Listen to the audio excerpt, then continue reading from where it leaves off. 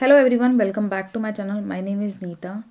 आज हम third class की हिंदी व्याकरण का पाठ 2 वर्ण और वर्णमाला, इसकी हम एक्सरसाइज करेंगे।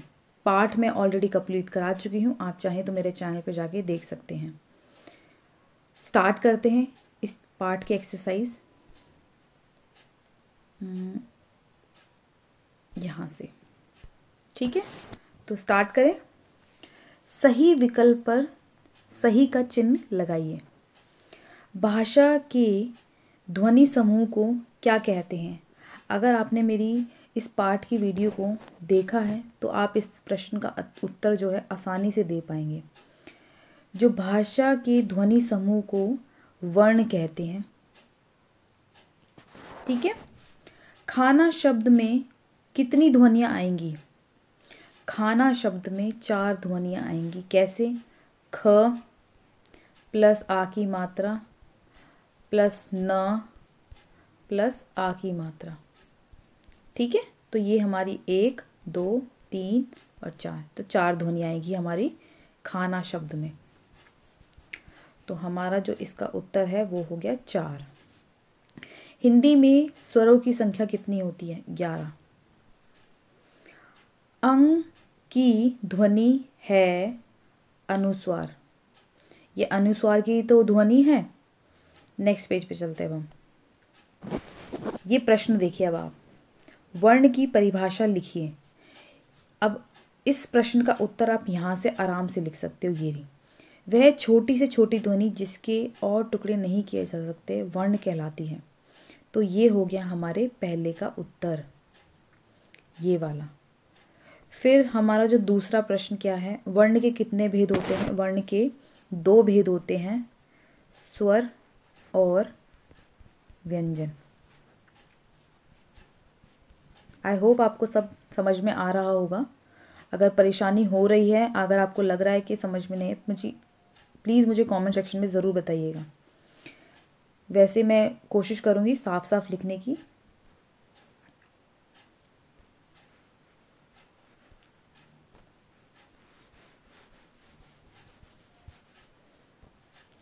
अनुस्वार और अनुनासिक में अंतर स्पष्ट कीजिए।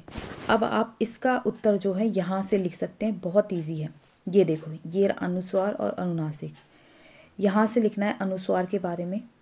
जिन वर्णों के ऊपर बिंदु लगा होता है, इस तरीके का बिंदु लगा होता है, अनुस्वार बिंदु लगा होता है, उसे अनुस्वार कहते हैं। जैसे कि पंख, उदाहरण भी दिए हुए, पंख, हंस, अंगूर, मंदिर, ये सारे अनुस्वार के उदाहरण हैं। इसका उच्चारण करते समय वायु कहाँ से आती है? नाक से निकलती है।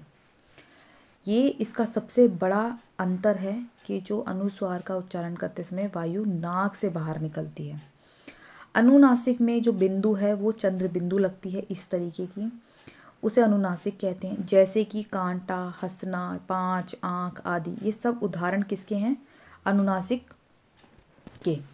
इसका उच्चारण करते समय वायु नाक और मुंह से बाहर, दोनों से बाहर निकलती है। ठीक है, सबसे बड़ा जो है अंतर यही है।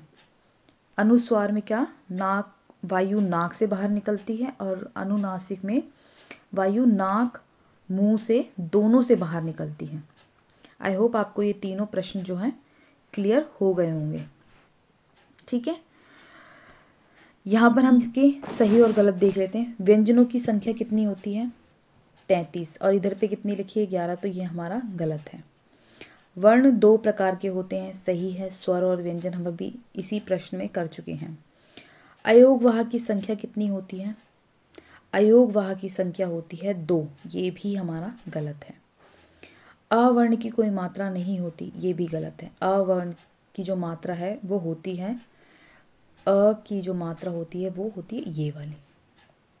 ठीक है, तो इसकी मात्रा होती है, तो इसलिए हमारा ये गलत है। अनुस्वार और अनुनासिक का प्रयोग करते हुए 2 शब्द बनाइए। अच्छा, यहाँ पर आप देखो, अनुस्वार के शब्द बना सकते हो, बहुत इजी हैं। यहाँ पर लिख लो पंख, यहाँ लिख लो हंस। ठीक है, अनुनासिक के वाले शब्द मैं आपके लिए यहाँ लिख देती हूँ, इसके थोड़ा मिटा देती हूँ इसको, फिर ढंग से लिख देती हूँ आपके लिए। आई होप आप एडजस्ट कर लेंगे इस चीज़ को लेके, क्योंकि यहाँ पर स्पेस कम है।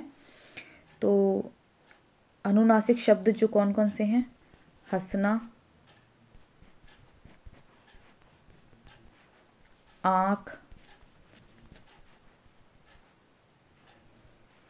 चांद। ठीक है, मैंने 3 शब्द बता दिए, आपको सिर्फ यहाँ पर 2 ही लिखने हैं।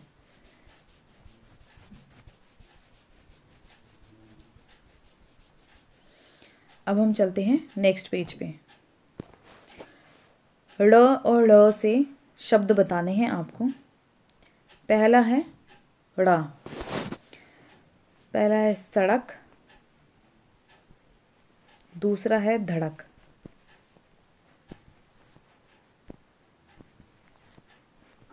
ये 2 शब्द मैंने बता दिए ड़ से।